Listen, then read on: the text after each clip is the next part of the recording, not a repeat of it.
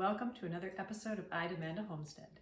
My name is Amanda, and right now in Ontario in Canada it is about mid-September and we are in the thick of harvesting and trying to put up stuff, which is the homesteader word for kind of put away things for the winter time and winter eating. So today what we're going to be talking about is tomatoes and how to easily can these, put them into jars so that you can use them for winter meals.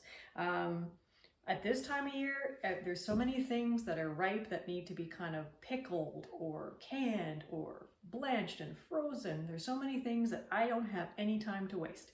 And so I want to do this as efficiently as possible. Now, if you grow your own tomatoes or you find them on sale, and you don't have time to can them, what you can do is you can put them into freezer bags, put them in the freezer, and then bring them out when you want to can them whenever you want down the road.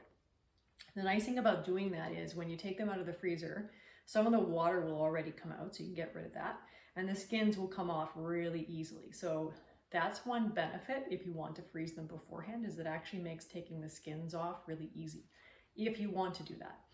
I don't do that. I don't bother taking the skins off at all, actually. I don't take the skins off. I don't take the seeds out. I just dice them up and can them. And I'm going to show you how I do that. All right, here we are in the kitchen.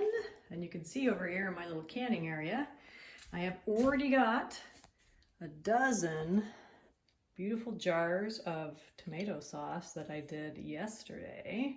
Those are ready to go. And then I still have another sink full of tomatoes. So what I'm going to do is I am just going to run the water in here to fill the sink up and then wash these, and then we're going to get them prepped. Okay, so we are ready to go. We have got our tomatoes nicely washed. I'm going to grab a pot to put them in.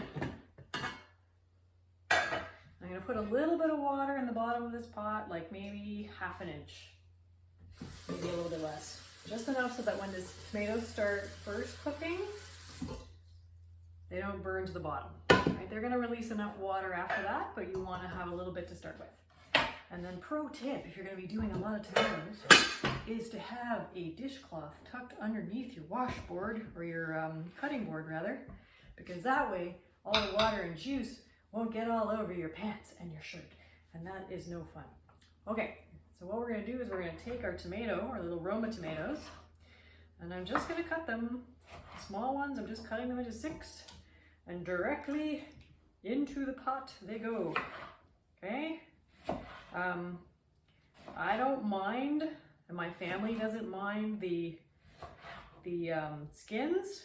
They kind of cook down in whatever you're making, chili, soup, whatever it happens to be. So, and that's where all the fiber is, and that's where the vitamins are. So if anybody asks, you can just tell them you did it because it's nutritious, not because it's lazy, okay? Because we're busy enough already, okay?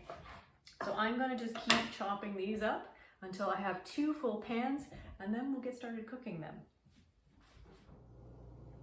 Okay, so now I have my dozen 1 liter mason jars all washed in soapy water. And then what I'm going to do is I am going to put them in the oven at 275.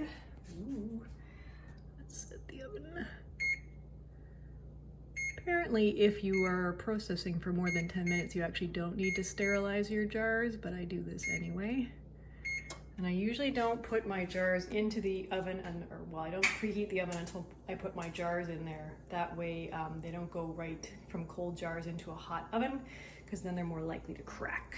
So we'll put them in there. Okay, so now we've got our 2 pots full of tomatoes with a little bit of water in the bottom. I'm gonna turn them on, probably medium-high to start with.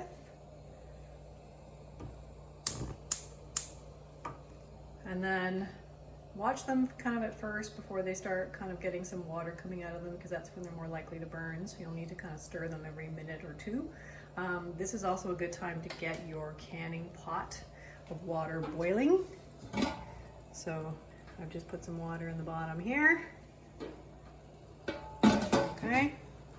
And then I've turned the oven off, and our jars are staying warm in there because we want to add, with glass, you always kind of want to be careful to make sure that you don't add hot things to cold glass, because that's when it can break, or the other way around, which is why we put our cold jars in a cold oven. So our pot has been on the stove for about 6 minutes or so, on medium-high heat, and you can kind of see that those tomatoes are starting to release some of that juice. Okay. We're going to bring this to a boil, pretty much there, where we can actually submerge all of those tomatoes underneath the liquid and let it boil for about 5 minutes, and then we're ready to put it into the jars.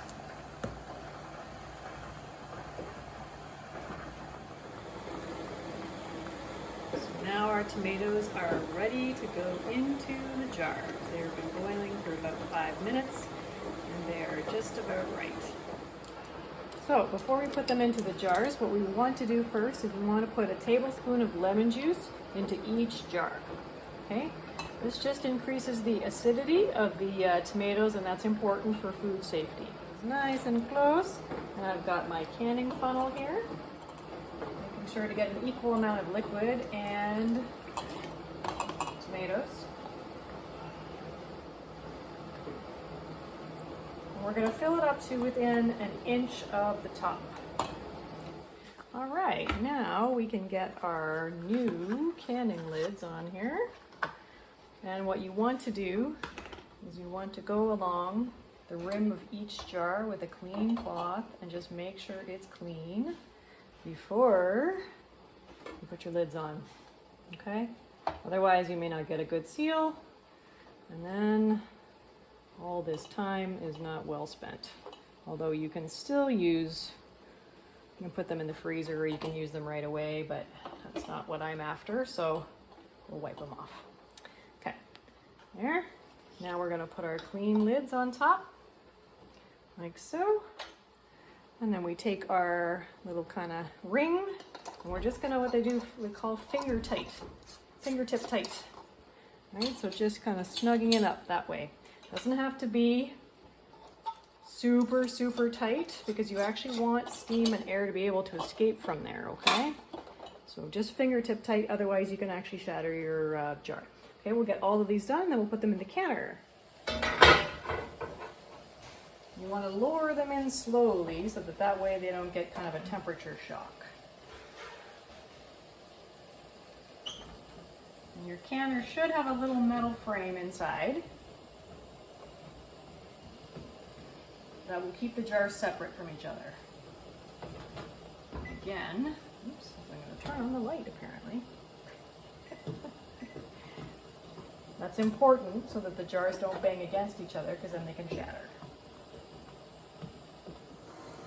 So there are jars in the canner, and they are covered by about 1 inch of water. And you can see that is right up to the top of this pot. So we don't want this to be at a very, very hard boil.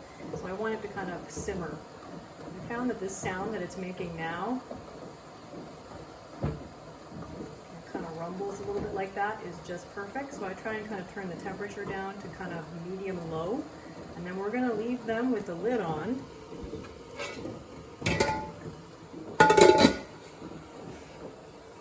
Okay, we're going to leave them in there for 45 minutes, because that's the size jar that we have, and that's how long the recommendations are to leave it in there. So, okay, so we'll come back in 45 minutes and we'll see where we are. All right, our 45 minutes is over. So now we're going to take the lid off and grab our jars. Obviously being careful not to burn yourself. So there they are, all finished, all 7 of them. And in the meantime, while those were in there, I have another pot, 2 pots actually, that are now ready to go in jars. So in my experience, about a half bushel of tomatoes We'll make about 14 1-liter jars. So thank you for joining me. Oh, there we go. There's the pop we always like to hear. The ceiling, that's the sound. So thank you for joining us on another episode of I Demand a Homestead.